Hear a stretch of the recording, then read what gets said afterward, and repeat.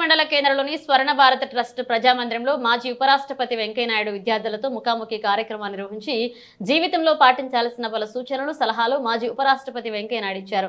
అనంతరం పాటలు పద్యాలతో అలరించిన విద్యార్థులకు వెంకయ్యనాయుడు నగదు బహుమతితో ప్రోత్సహించి అభినందించి ఆశీర్వదించారు. ఈ రోజు సందర్భంగా మాజీ ఉపరాష్ట్రపతి వెంకయ్యనాయుడు మాట్లాడుతూ సెల్ ఫోన్ పరిమితంగా వాడితే ఆరోగ్యానికి మంచిదని, గురువుని మించింది గూగుల్ కాదు అని, సమయపాలన ప్రతి ఒక్కరూ ఖచ్చితంగా పాటించాలని, శరీరాన్ని ఆరోగ్యంగా ఉంచుకోవాలంటే ఆటలు ఎంతో ముఖ్యమని, మాతృభాషలో మాట్లాడడం ప్రతి ఒక్కరూ అలవాటు చేసుకోవాలని, మాతృభాష కంటి చూపు అయితే ఇంగ్లీష్ భాష కళ్ళద్దాలని ఆయన అన్నారు.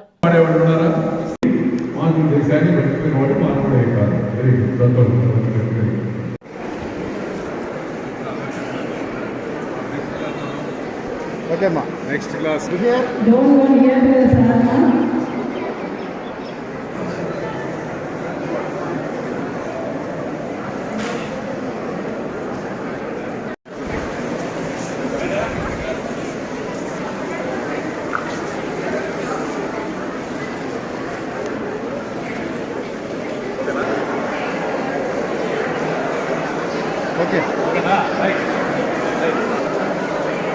ఇలా అనేక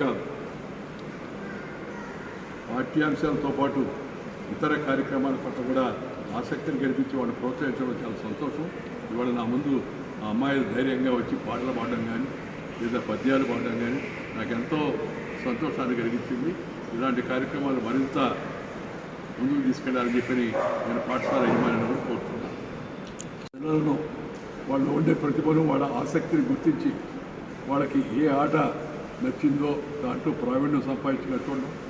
రెండవది వ్యాయామం నచ్చిందో ఆ వ్యాయామం వైపు వాళ్ళని ప్రోత్సహించి దాంట్లో ప్రతిభ కనపరిచేట్టుగా చూడడం. మూడవది వాళ్ళని ఎక్స్ట్రా కరికులర్ యాక్టివిటీస్ అంటాం.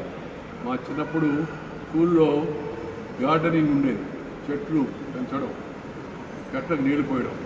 రెండవది క్రాఫ్ట్ క్లాస్ ఉండేది, మగ్గం వేయడము లేకపోతే క్రాఫ్ట్లో చిన్న చిన్న నవార్లు తయారు చేయడము.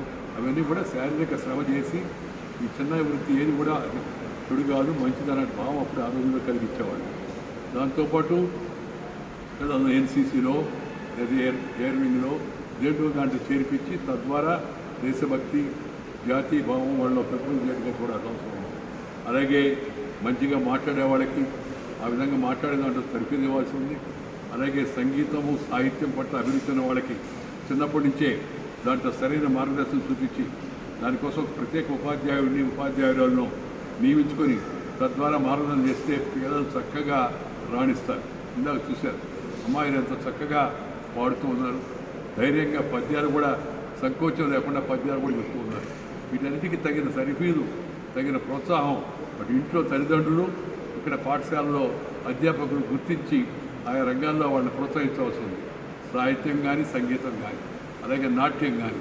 మనం విదేశాల్లో ఉండే భారతీయులు వాళ్ళ పిల్లలకు మన తెలుగు వాళ్ళు ముఖ్యంగా వాళ్ళు భరతనాట్యం అలాగే కూచిపూడి వాటిలో శిక్షణ ఇస్తున్నారు. కొందరు పిల్లలు వచ్చి ఇక్కడ అరంగేట్రం కూడా చేస్తున్నారు తల్లిదండ్రులతో వచ్చి. నేను కూడా అనేక సందర్భాల్లో వెళ్ళాను. ప్రోత్సహించాలి వాళ్ళ పిల్లల్లో ఉండే ప్రతిభను గుర్తించి కళను గుర్తించి ప్రోత్సహించాలనే ఉద్దేశంతో. అందువల్ల సాహిత్యం పట్ల సంగీతం పట్ల అలాగే ఇతర నృత్యం పట్ల ఆసక్తి ఉన్న పిల్లలని వాటి వైపు దృష్టి పడేట్టుగా చూస్తే ఒకటి శారీరక స్వస్థం, మానసిక వికాసము, మూడవది నూతనమైన ఉత్సాహం వాళ్ళలో వస్తుంది, ఆత్మవిశ్వాసం పెరుగుతుంది. ఈ విషయాలు ఇవన్నీ కూడా చాలా చిన్న విషయాలుగా అనిపించవచ్చు, కానీ ఇవన్నీ మౌలికమైనటువంటి విషయాలు. ఈ మౌలిక విషయాలపై దృష్టి పెట్టి పిల్లలను మంచి పౌరులుగా తయారు చేసేందుకు పాఠశాలల్లో వేదికలుగా తయారు కావాల్సిన అవసరం ఉంది. అధ్యాపకులు కూడా ఆ విధంగా పిల్లలకు మార్గదర్శనం చేయాల్సిన అవసరం ఎంతో ఉంది.